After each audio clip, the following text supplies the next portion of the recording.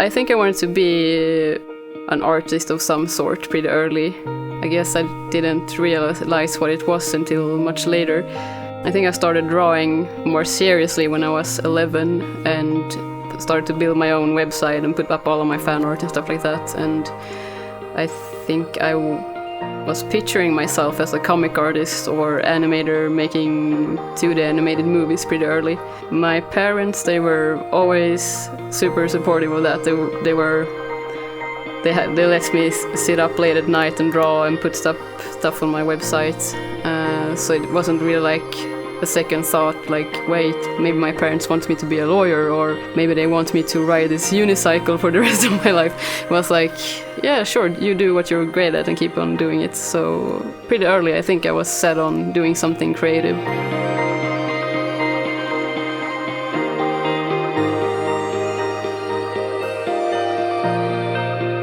Yo, meet Karin Rindevall.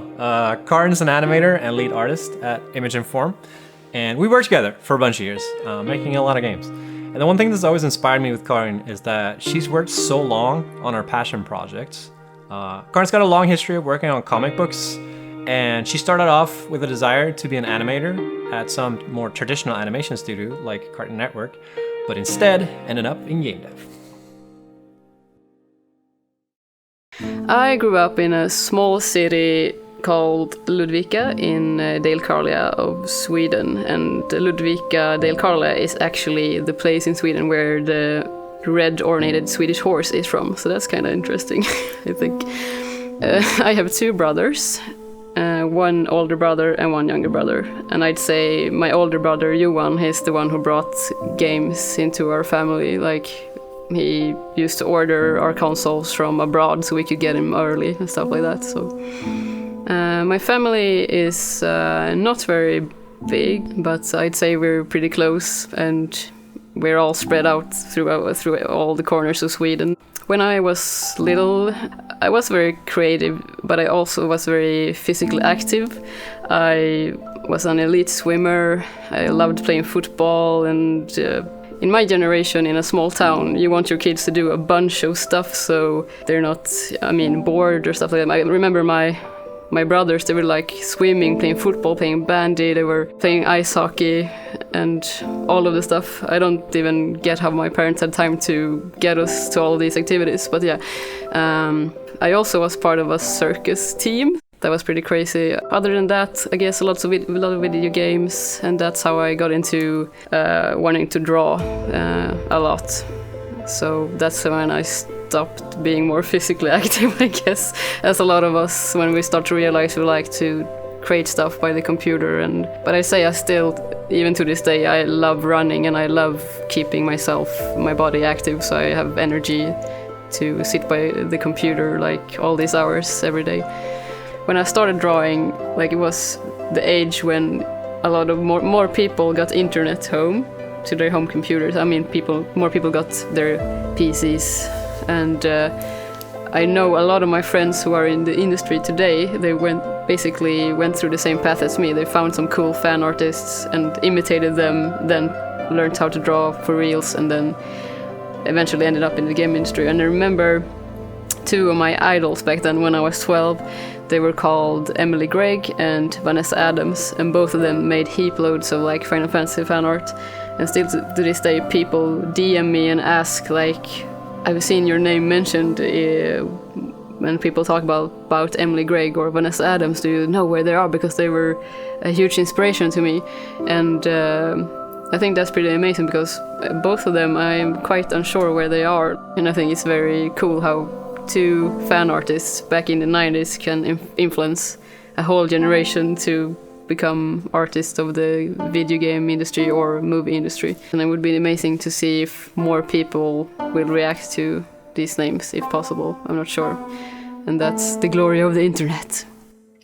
We have to talk about the fucking circus. Okay. Can you, like, how did that get started? Like, what? Ludvika, where I come from, they have this, they call it the mini circus, and it was founded by 2 people who used to work as circus artists like for a living. They did it in the 60s. So they started this thing, Ludvika Mini Circus, where youth could go and learn how to be acrobats or juggle stuff with their feet or climb chairs, all of the crazy circus stuff. And it was very popular when I was a kid. So it started with my best friend wanted to be an acrobat and she got in, and then later on I got in. But I was super bored by the acrobatics. It was like I can't put my feet behind my head and I can't do all of those fancy things. One day during practice I saw the unicyclers and they looked fucking amazing with their uniforms and they bellboy hats. So I asked, can I try? And it went really fast from like just asking, and then I could ride on a unicycle, and I think I was about maybe 7 years old or something like that, pretty young. So we practiced and performed all over Sweden. So I was the first presented female in that group, so we were still called the Bellboys. And eventually when there was this other female presenting person, we had to get miniskirts for outfits, and I was not comfortable with that. So that's around there, that's when I guess I started thinking maybe I'm not made for this. Because I have pretty bad stage fright, so, and you had to wear a lot of makeup and stuff like that, and I was very uncomfortable with that part of the circus. But the performing and the doing crazy tricks with your unicycle, like you were tossing each other and like cycling on staircases and stuff like that, that was freaking amazing. Sounds fucking nuts. Yes, it is nuts.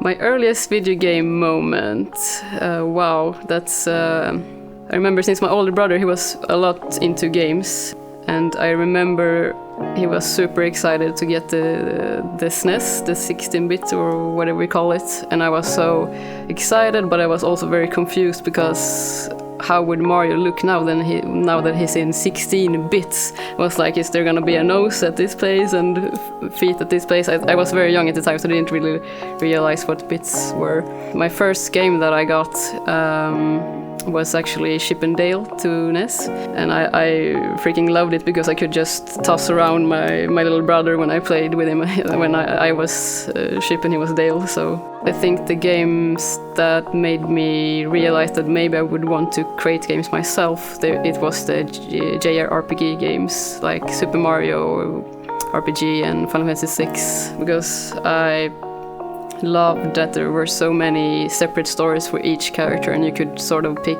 the character that you could relate to the most. So yeah, I'm still very touched by that game when I hear music from it or see art from it, so it's got a special place in my heart. After Ludvika, I moved out and went to an upper secondary school majoring in art, and that's in a city called Eksjö from when I was 16 up to 18, I think. So I moved out pretty early and lived at a dormitory and had a crazy time of my life.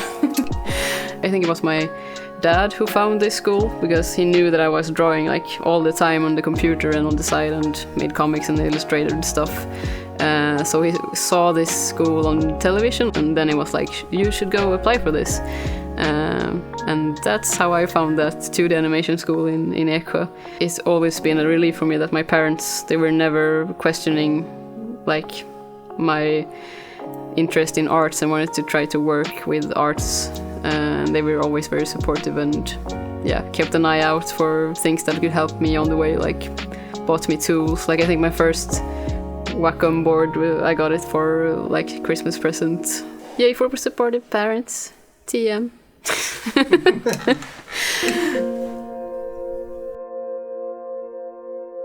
So yeah, the part of my life when I started heading on the path when I wanted to develop video games, it was actually after upper secondary school, because right after that I still wanted to work with animated movies or the like. But then I took a year off because the years in upper secondary school were pretty rough for me. I was young and I moved away from home. It was a pretty intense period for me, so I needed a year to just think what I wanted to do. So I stayed, lived at my brother's place for a year, and created a comic and just asked around my friends, what are you gonna do now that you're done with school? Like, it's really hard to become a 2D animator in Sweden. And when some of my friends, they said, hey, I'm going to this school in Skövde. The University of Skövde has a video game, it's a bachelor degree program, I think. Back then it was for artists, designers and programmers. So I applied for the artist program, and I wasn't like, I don't think I actually decided that I wanted to be a game dev right then. It was just like, this is the only option I have now because I'm clueless, and after this year I will want to have a place to live, and I want to start making money soon. I was very stressed out about that. But the more I went there and realized, hey, this is kind of fun, and it's still very close to what I want to do with the storytelling in my comic making or in making movies and stuff like that. I can actually do what I like here, and there's so many aspects of being an artist as in the process of making games. It's just not just painting a picture, it's the technical process of how do you get the picture into a moving thing in a game, and that part kind of intrigued me, and that's when I decided, hey, I really want to work with the games. 2D animated movies is just something that I thought I wanted to do because that's one of my idols back in when I was discovering digital art were doing.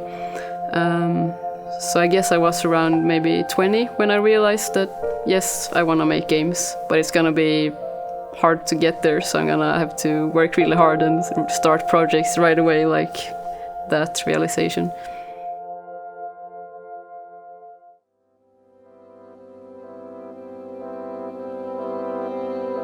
The first company I worked at was Junebud, a small game company in Malmö, Sweden.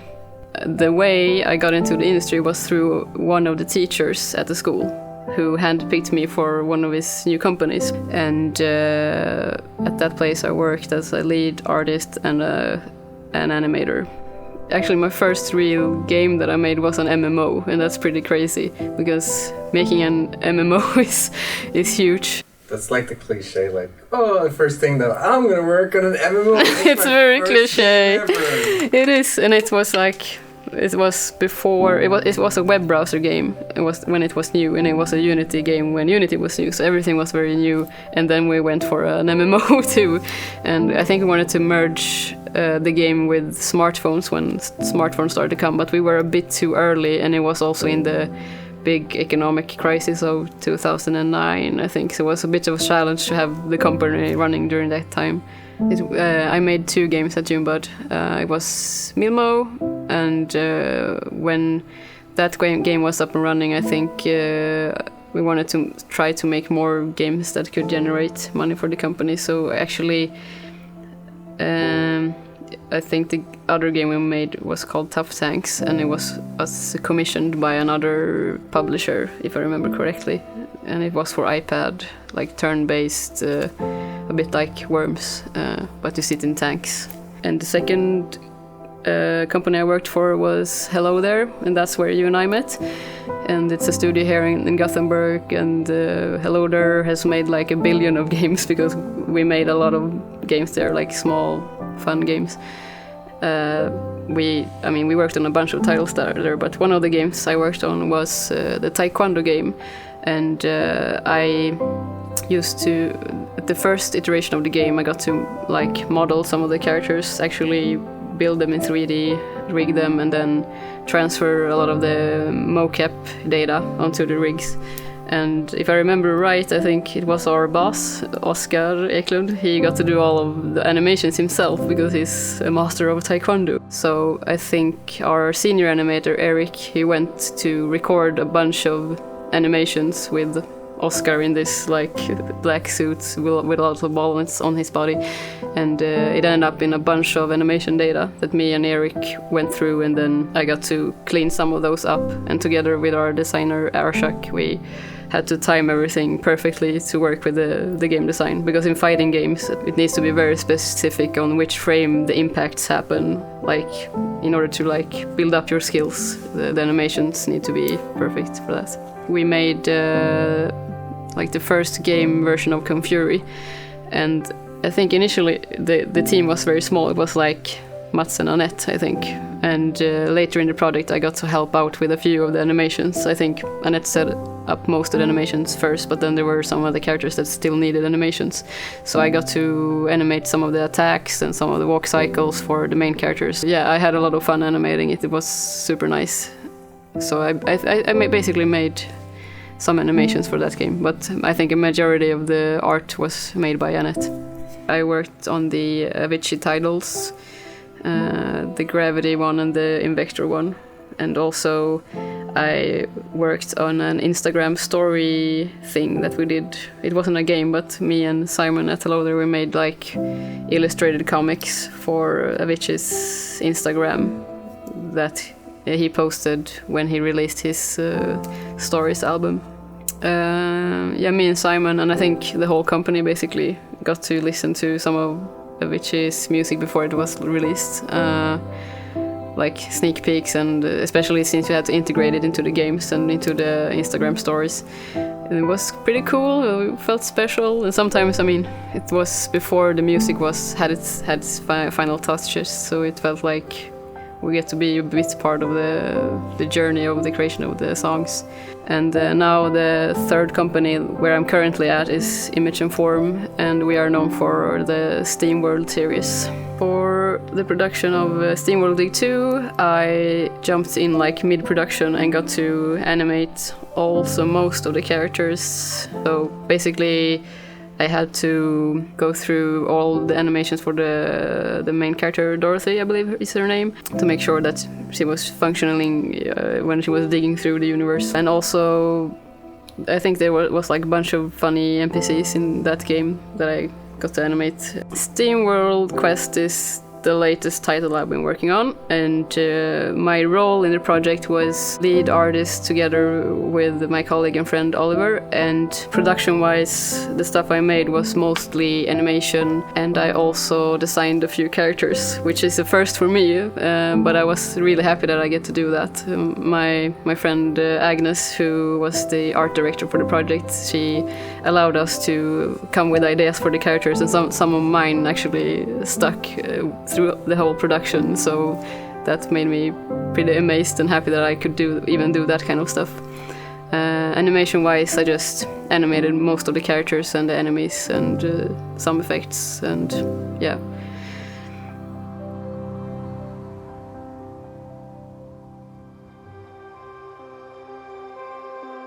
So right now I am working on a webcomic called The Din.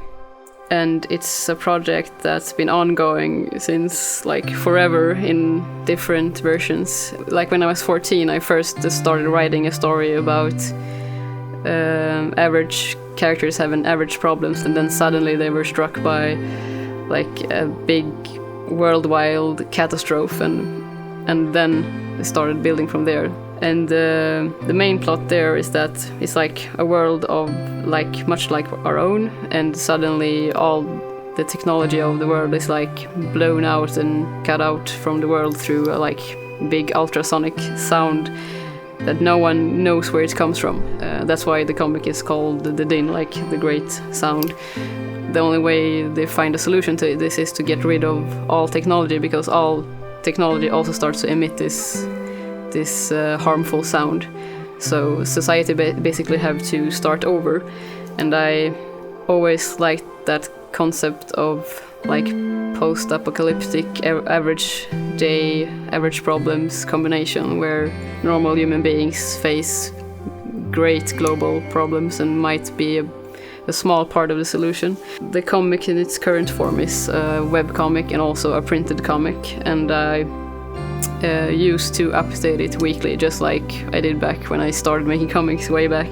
So I would been doing that on the side at the same time as I've been studying and working with games. Right now, however, I'm taking a bit of a break because I've been like over 10 years now I've been working on a pretty decent pace, and then like a few years ago I started to realize that I need to maybe do other stuff in my spare time as well. I love making comics and I think I can keep doing it, but I might maybe need to think of other ways to find time to make it. So the process working on the Din is not very different from other projects I work on, because I usually split it up in different components and stages of the project, and then I work very, what do you say, strategically, like just checklist style. This week I need to do this much and try to, even though I only get to work half an hour one day, maybe I try to portion it out another day. And for comics it's basically about first in iterations outline the whole thing in different stages. Like first is thumbnails, then it's sketches, then it's line art, then it's colors, and then it's stuff like that. And really early on I try to get all dialogue in, like even in the thumbnails, so you can print it out and read it before everything is drawn. Like I know what to do every time I sit by the computer because everything is very planned out.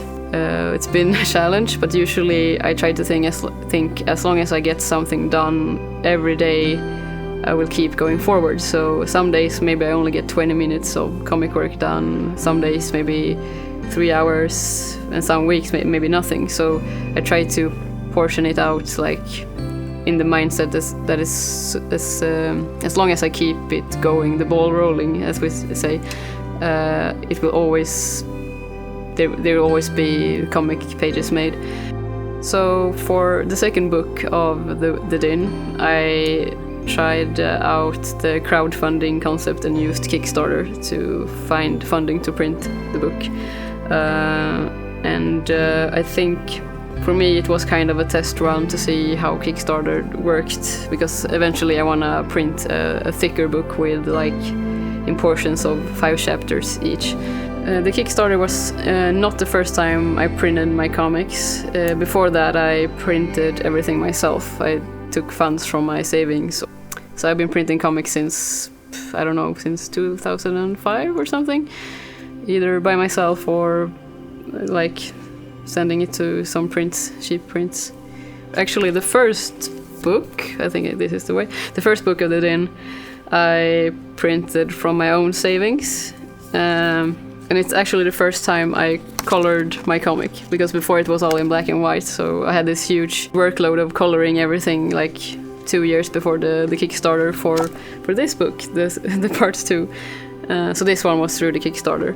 So that's why I took 3 months off working at Hello There, so I could finish the book to kickstart it, because usually the Kickstarters I have read about usually want to finish as much as possible before you actually kickstart the printing of a book, especially when it comes to comics. Yeah, before I started drawing the Din, I've done a bunch of other comics. I'm not sure if all of them are worth mentioning, but I think I briefly mentioned that I created a comic while living at my brother's place before I knew whether I wanted to be a game dev. So that's this one. And this is the first one I printed in a more fancy way, and it's in black and white, and it's written by my brother Johan, and it's 4 different stories about everyday people facing everyday like issues or things, and it's called When Dreams Die in English. Very happy-go-lucky, dreams never die. Yep.